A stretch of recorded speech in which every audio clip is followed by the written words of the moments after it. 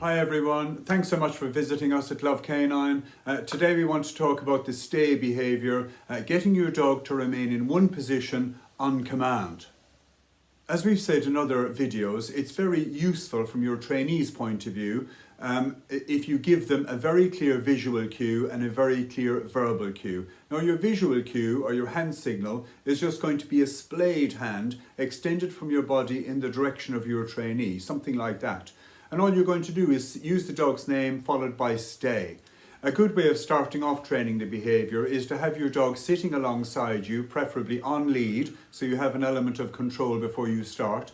And really all you're going to do is ask them to stay, come out in front of them, directly in front of them, using your stay hand signal, and then really looking for success at every turn, remember. So you're not going to stay away for too long in the very beginning. You're going to ask them to stay, come out in front of them, then go back alongside them and offer lots of different types of value, so different types of praise. Once your dog gets very good at remaining in the one position right in front of you, what you can do then is just push the bar up a little bit and really just increase the amount of distance that you are in front of them. All the time, of course, trying to look for success, go back alongside them, wait a few seconds and then praise. So you offer value in different ways. So you might offer a squeaky toy or a ball or a game or a cuddle or all of those things on the back of the dog remaining in the one position. So they will like the stay behaviour as a result. And that will give you access to being able to push the bar up even further and go a little bit further the next time. Once your dog is very acclimatized to the idea of you moving away from them in a straight line, what you can do then is start moving a little bit left and right in front of them. So the idea is that you want to acclimatize them to the notion that the human can move away from them in a straight line, and then also you can move left and right a little bit in front of them.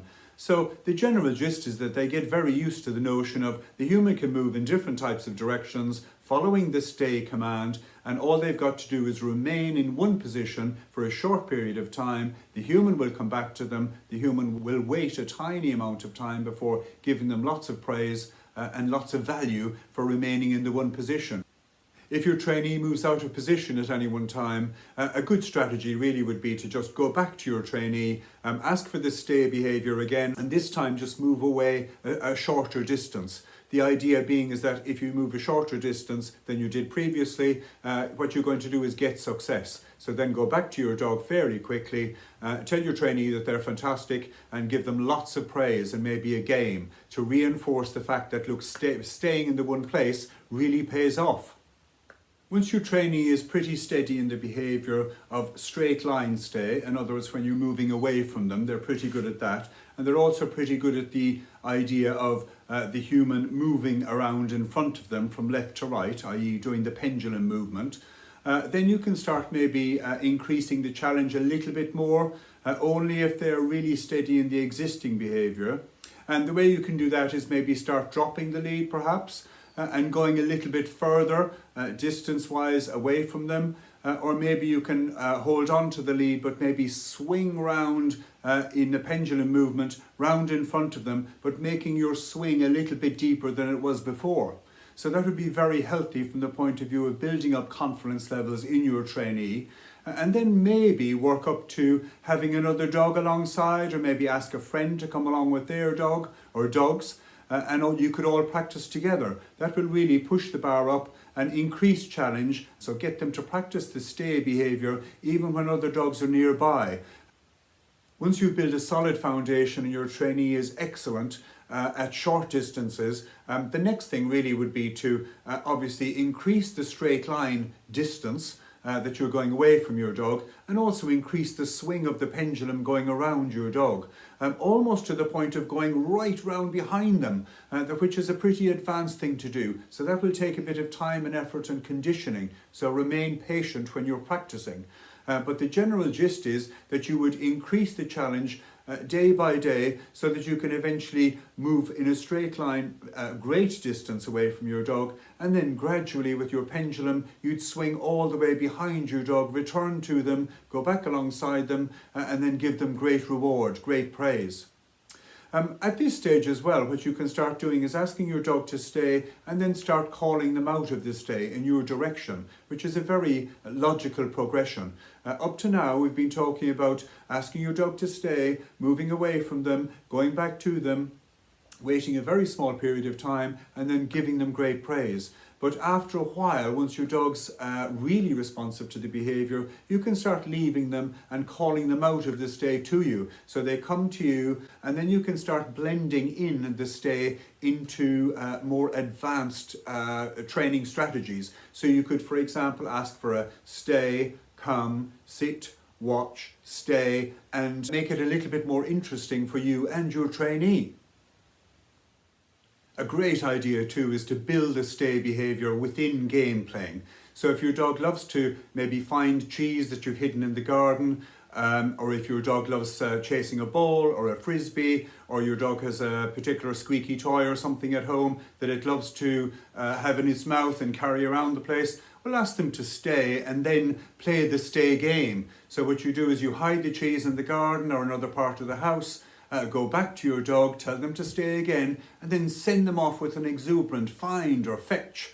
And then they'll go off, have a lovely time, and really love the stay behaviour as a result, because that started the whole game.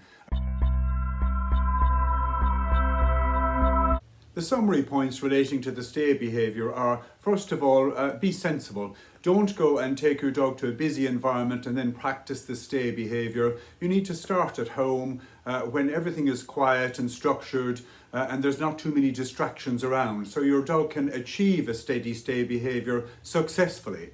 After a while, you can start moving from your lounge to your garden and then maybe start practicing on lead or on a long line, maybe when you go to the park, something like that. Take it slow and steady, that's the message.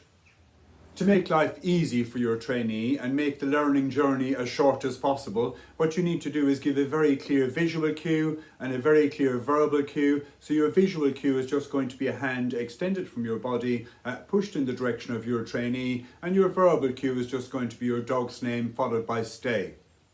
Another important point to make is to progress slowly.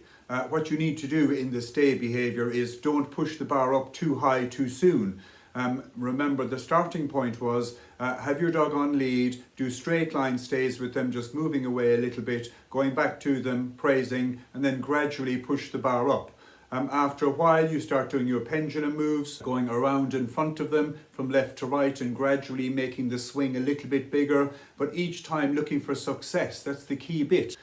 Once your dog is pretty accomplished, then you start pushing the bar up again and you can start dropping the lead and then asking for the dog to come out of the stay in your direction. And then you can start getting into more complex commands like stay, come, sit, watch, etc.